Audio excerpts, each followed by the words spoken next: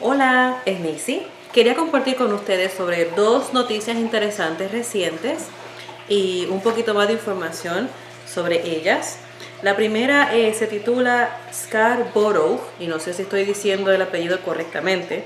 Scarborough dice: los cristianos ultra fundamentalistas que creen cada palabra de la Biblia pueden ser llevados a violencia. Y aquí se los enseño. Este señor tiene un programa con MSNBC y se llama Morning Joe. Y en dicho programa, este señor Joe Scarborough dijo o sugirió que tener una interpretación literal de la Biblia puede llevar a los cristianos a cometer violencia similar a la del Islam radical. Ellos estaban hablando de la relación que hay entre ISIS y la violencia del Islam. Y él insistió en que no quería comparar las religiones. Joe no estaba comparando las religiones, pero básicamente dijo, si las personas se creen que la Biblia es literal, puede llevarlos a la violencia, que es como el Islam radical. Sin embargo, y tristemente, este señor Joe no es el único que tiene este tipo de ideas, ni que ha dicho este tipo de cosas. El presidente Obama dijo en sus propias palabras que la gente debía bajarse de su caballo alto si pensaban que la religión del Islam era la única religión capaz de hacer terrorismo. Y esa expresión de caballo alto básicamente es dejar de comportarse de una manera autosuficiente o arrogante y pensar que son intocables. Cualquier religión es capaz de terrorismo. La otra noticia que les quería comentar es por qué Obama se niega a llamarlo terrorismo islámico. Y dice: la negativa del gobierno de Obama de utilizar el término terrorismo islámico ha provocado una amplia condenación, pero encaja perfectamente con el enfoque del gobierno federal en el pasado en cuanto a la guerra contra el terrorismo, que ha sido la de elevar la importancia del extremismo doméstico sobre la amenaza que representa el terrorismo islámico.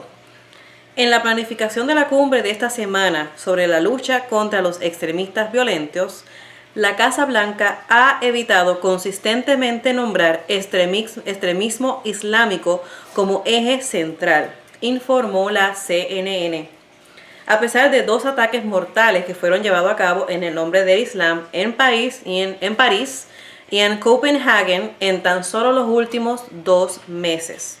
El New York Post de Michael Goodwin resume la controversia y señaló que los medios de comunicación, incluso los liberales, se sienten cómodos refiriéndose al terrorismo islámico de forma rutinaria.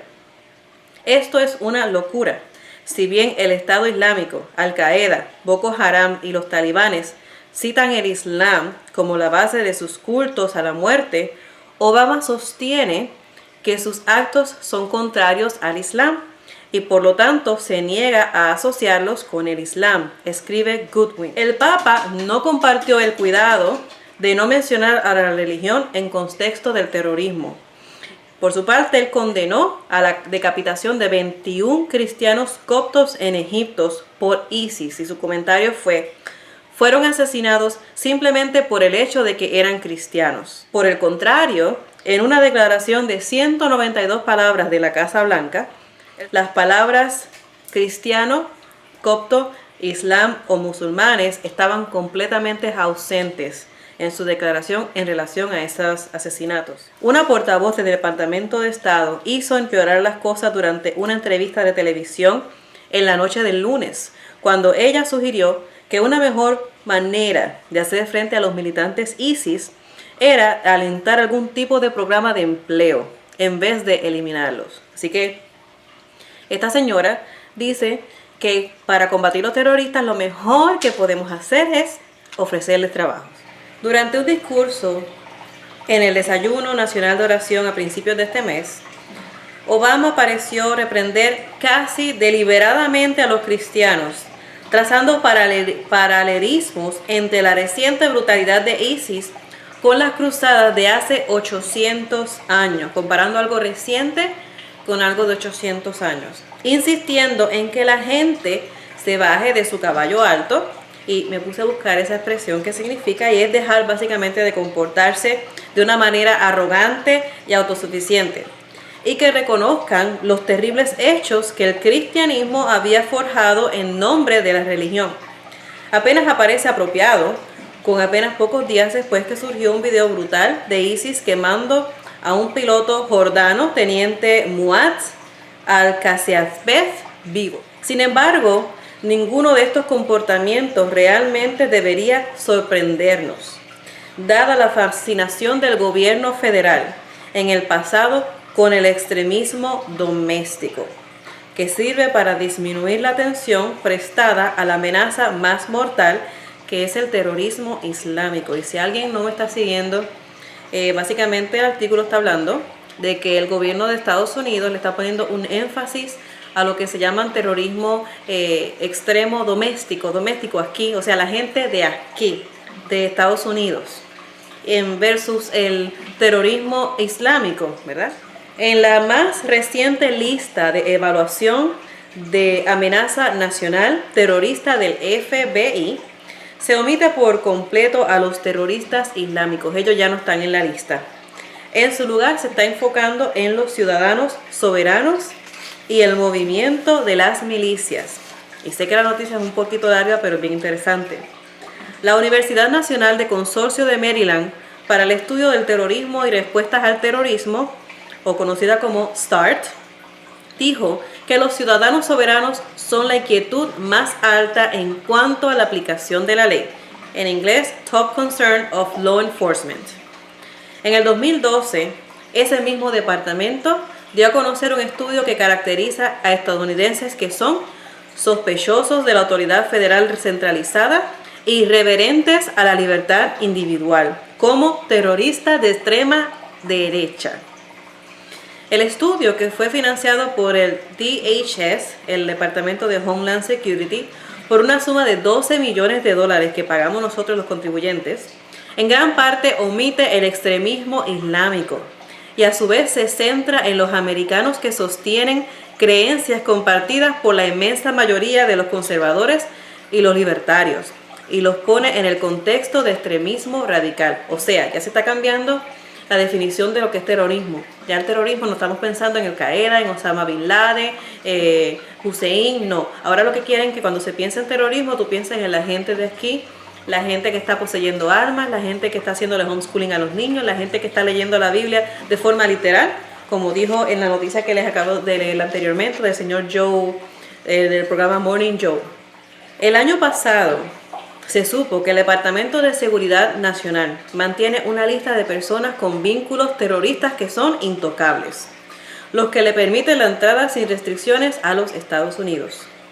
En una noticia relacionada, en abril del 2012, no hace tanto, los miembros de la hermandad musulmana que tienen vínculos con el terrorismo y que viajaron a través del aeropuerto de Minneapolis, el de John F. Kennedy de Nueva York y el de Dulles, se le dio cortesía de puerto, con el Departamento de Estado diciendo al DHS, Departamento de Homeland Security, que se aseguraran que los hombres no fueran arrastrados a segundos al llegar a su punto de entrada. O sea, que se aseguraran de que ellos tuvieran prioridad y que pudieran seguir. Los trataron como VIPs.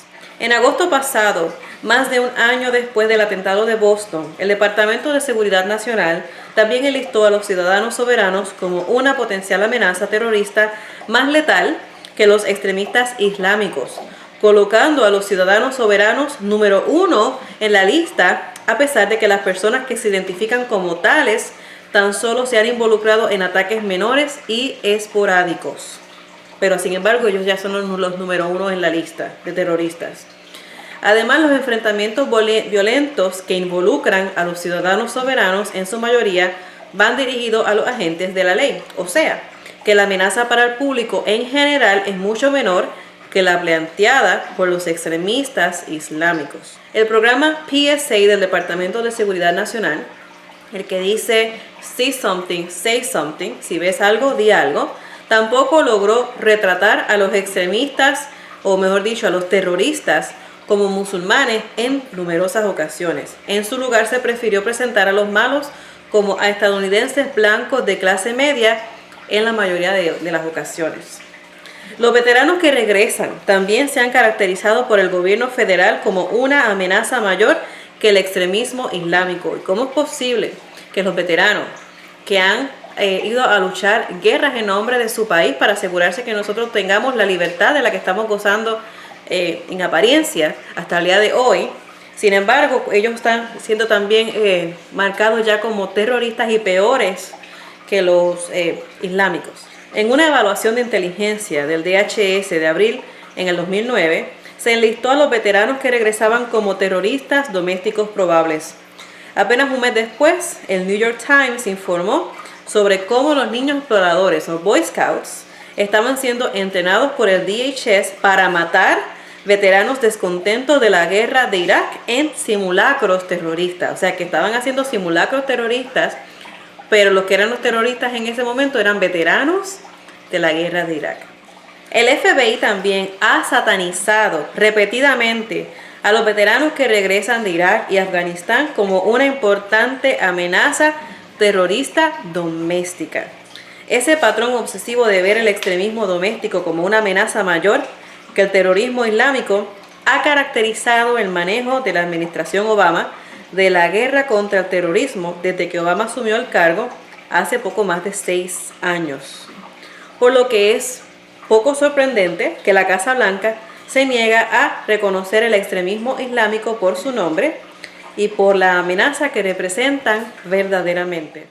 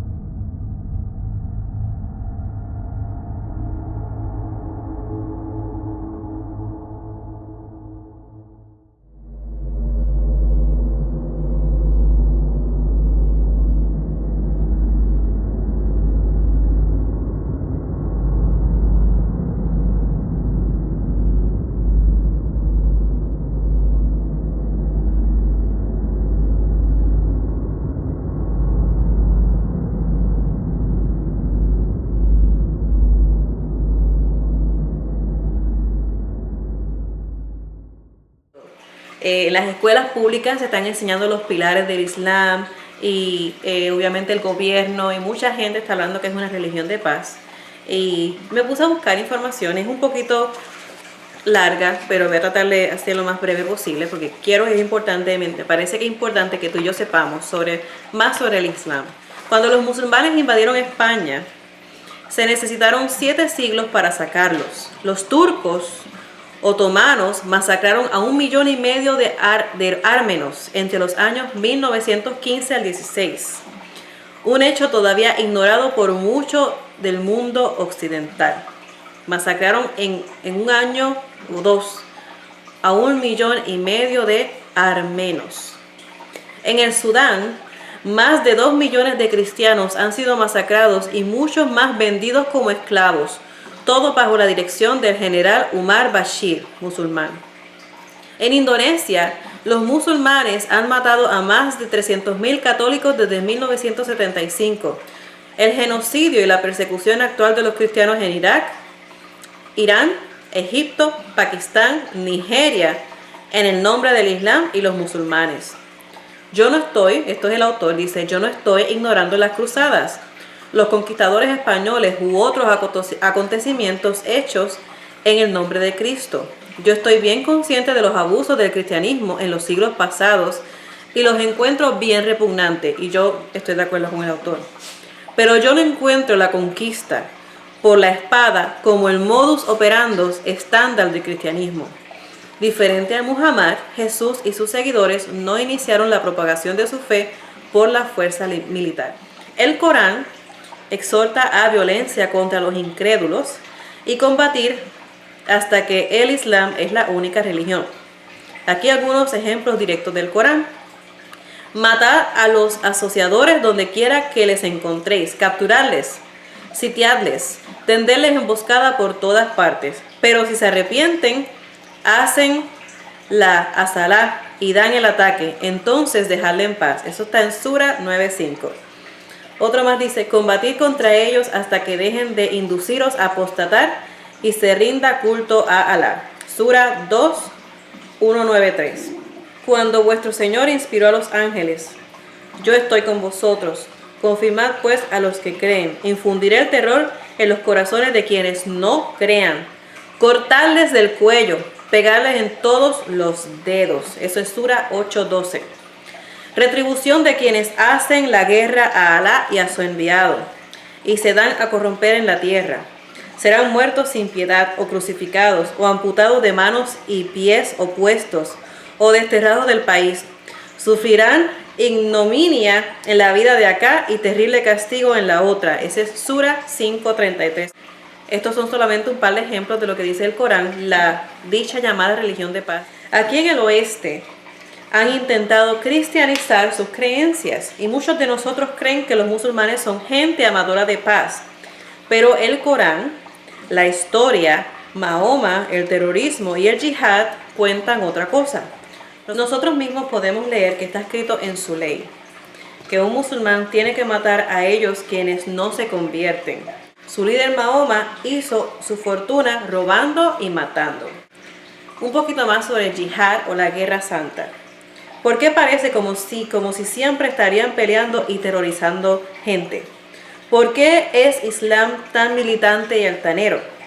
Si hacemos un análisis simple de la fundación de esta religión, las respuestas se hacen muy aparentes. Todo empieza y termina con un hombre llamado Mahoma. The Hadith, otro libro santo del Islam, dice que yihad o la guerra santa es la cosa segunda mejor después de creer en Alá y su apóstol Mahoma. El Hadith también dice que los musulmanes pueden tomar la propiedad de la gente que matan durante un yihad. Hay muchos tipos de yihad. Además de matar infieles como cristianos y judíos, los musulmanes también son ordenados a matar cualquier persona que deje el Islam, y eso también está en el libro Hadith, volumen 4, número 260.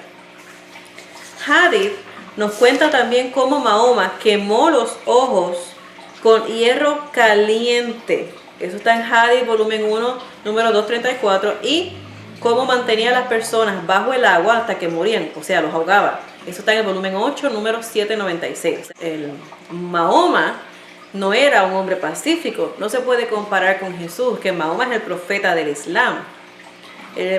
Mahoma cogió y le quemó los ojos a la gente. Jesús tocó los ojos de la gente para darle vista a los ciegos. Mahoma puso a la gente bajo el agua para ahogarla, ¿verdad? Y Jesús simplemente le dijo que tienen que nacer del agua y del espíritu. Entiende esto. Los terroristas no son extremistas en la franja del Islam. Los extremistas son musulmanes verdaderos y fieles. Realmente, yihad, el objetivo de la conversión fuerte de toda la gente al Islam y la dominación del mundo son fundamentos centrales del Islam. El yihad es alineado por muchos musulmanes como el sexto pilar del Islam.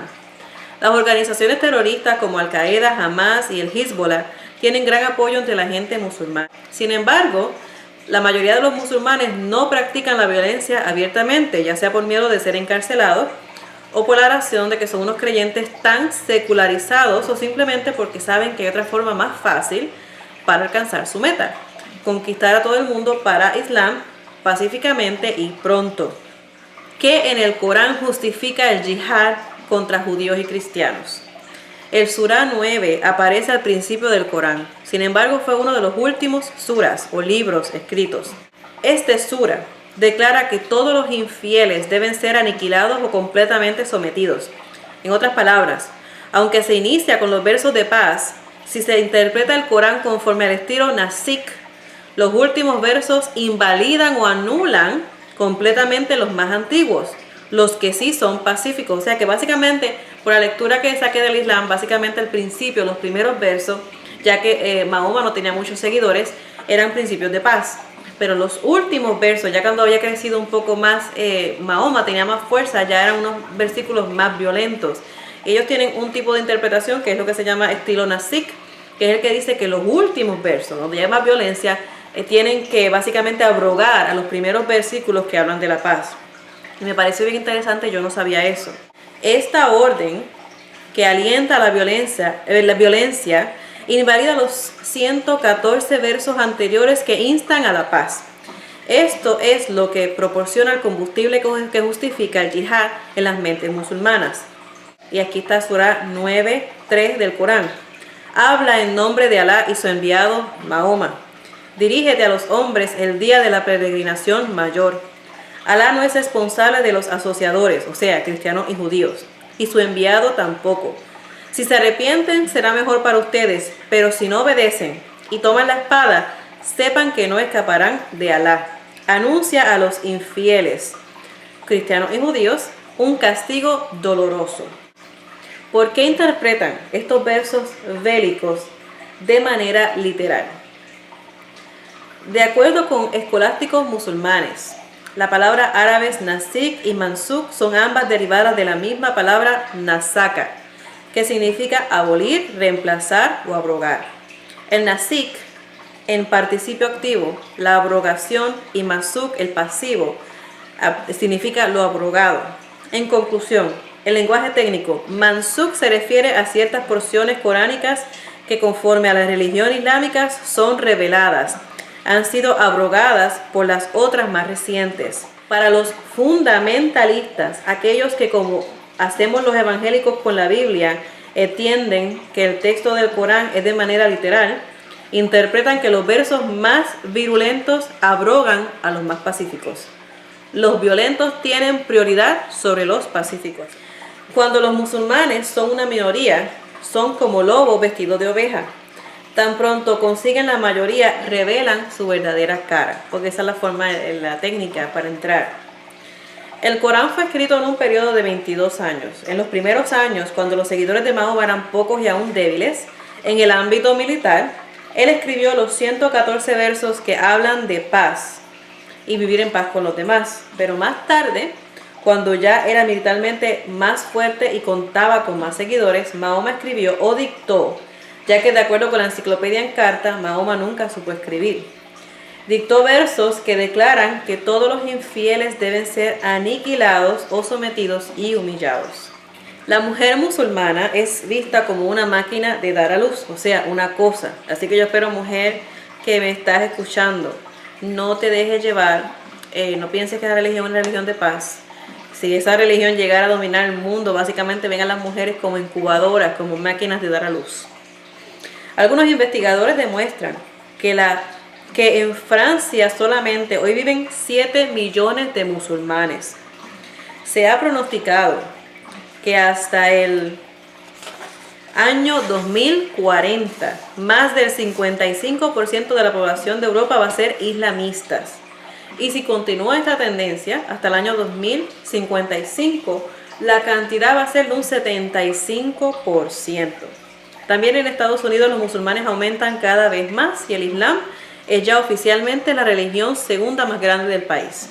Entonces solo es cuestión de tiempo para cuando los musulmanes tomen el poder en Europa, Norteamérica y en todo el mundo. Y mucha gente no estaba pensando en esto, pero la religión que va a ser utilizada por el anticristo va a ser la religión del Islam. El Sharia o la ley islámica es más que ley. Incluye en su totalidad la vida religiosa, política, social, doméstica y privada. Constituye un código detallado de conducta en el que se incluyen también los cánones describiendo los modos del culto, los criterios de la moral y de la vida, las cosas permitidas o prohibidas, las leyes separadoras entre el bien y el mal y hasta las cosas más detalladas como la preparación de la comida y el castigo a los criminales. Ningún detalle queda sin atención.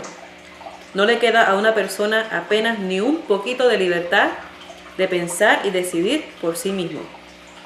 Prácticamente toda la acción es determinada por adelantado.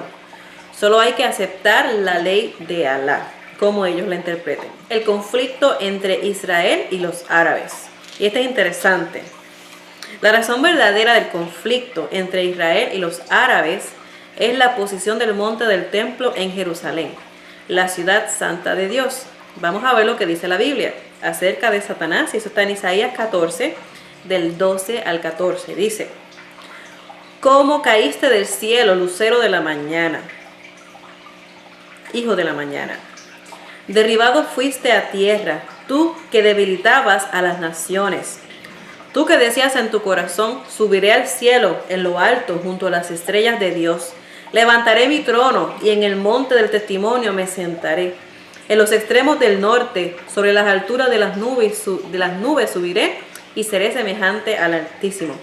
Así que vemos en ese versículo que el objetivo de Satanás era siempre el mismo: destruir a Dios y reinar en su lugar. Algo imposible, obviamente, pero en su mente tan inflada, pues siempre ha estado con ese mismo propósito. El honor de Dios reposó durante cientos de años sobre el templo de los judíos en el monte del templo en Jerusalén. Cuando Yeshua llega a reinar en el mismo lugar, va a servir como lugar del gobierno del reino de los 1000 años. O cuando venga Jesús y vaya a gobernar en la tierra, va a ser en ese mismo lugar. Así que el objetivo del Islam es gobernar en Jerusalén, específicamente en el monte del templo.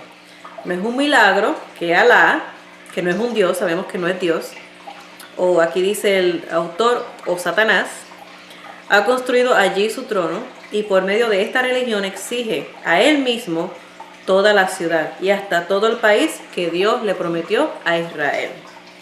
Así que es bien interesante, amados. Y nuevamente tenemos que estar bien conscientes de la religión del Islam, saber que no es una religión de paz, que es imposible que se esté comparando con el cristianismo. Sí sabemos y somos conscientes que en nombre de Dios se cometieron esas cruzadas hace como 800 años atrás. Y no solamente eso, se han hecho muchas injusticias, se han dado muchas falsas doctrinas. El mismo Jesús decía que muchos vendrían en mi nombre, ¿verdad? Pero, amados, no te dejes engañar. La religión, o vamos a decir, no me gustaría ni decirle religión, el cristianismo verdadero, que ama a Dios y que no cuestiona la Biblia. Un cristiano que es nacido de nuevo y que es lleno del Espíritu Santo no va a estar matando gente, eso lo sabemos. Así que, amado, no te dejes engañar, busca información, porque ahora mismo con el internet está al acceso tuyo, y no te dejes llenar la cabeza de noticias de estos medios como CNN o MSNBC, todo ese tipo de cosas, porque sabemos que están siendo controlados y manipulados por el gobierno, ¿ok? Así que cuídense mucho y hasta la próxima.